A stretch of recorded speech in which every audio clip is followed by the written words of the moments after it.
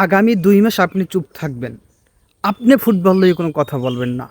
Football লইয়ে কথা বলবে যারা সিজনাল ফ্যানস, যারা ৪ বছর পর, পর ফুটবল দেখে, এরাই কথা বলবে। এদের সাথে যদি আপনি কথা বলতে যান, তাহলে আপনার মান-সম্মানও যেতে পারে। এই কথাও শোনা লাগতে পারে যে, "তুই ফুটবলের কি বোঝোস?"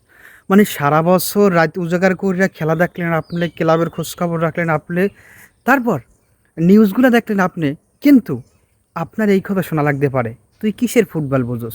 এইজন্য আপনি এই ২ মাস কথা বলবেন না।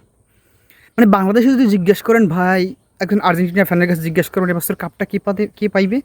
বলবে আর্জেন্টিনা। ব্রাজিলের ফ্যানের কাছে জিজ্ঞেস করবেন কে পাবে? ব্রাজিল। যদি র‍্যাংকিং করেন যে ভাই এবছর কাপটা কি পাইতে পারে? ১ম বলবে আর্জেন্টিনা, দ্বিতীয় বলবে আর্জেন্টিনা, তৃতীয় বলবে আর্জেন্টিনা। এখন ব্রাজিল ফ্যানের কাছে জিজ্ঞেস করেন, সে ওই একই কথা বলবে। আপনি বলবেন না ভাই ফ্রান্স তো ভালো খেলে। ফ্রান্স তো কাপ পাওয়ার দাবিদার। আরে ফ্রান্স! ফ্রান্স কোনো দল আছে? আরে দল ব্রাজিল। আপনি বলবেন যে না ভাই স্পেন তো ভালো খেলে। স্পেন? স্পেন কোনো দল? স্পেন কোনো প্লেয়ার আছে? প্লেয়ার নাই। Nico, Lamine, Rodri, Pedri, Carvajal, Cucurella এরা প্লেয়ার না। এরা সব খাম্বা।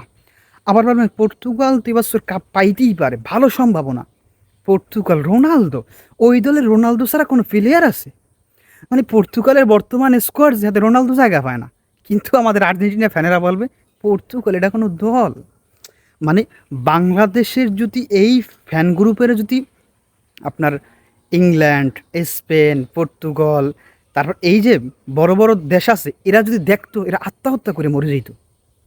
মানে এই দেশে আর্জেন্টিনা, ব্রাজিল ছাড়া কিছু নাই। আর ওই ৪ বছর পর, পর বিশ্বকাপ ছাড়া কোনো ফ্যান্স নাই এই দেশে। এইজন্য ভাই আপনি সারা বছর যদি ফুটবল ফলো করেন, এই ২ মাস চুপ থাকবেন, নাহলে মান-সম্মান আপনারও যাইতে পারে।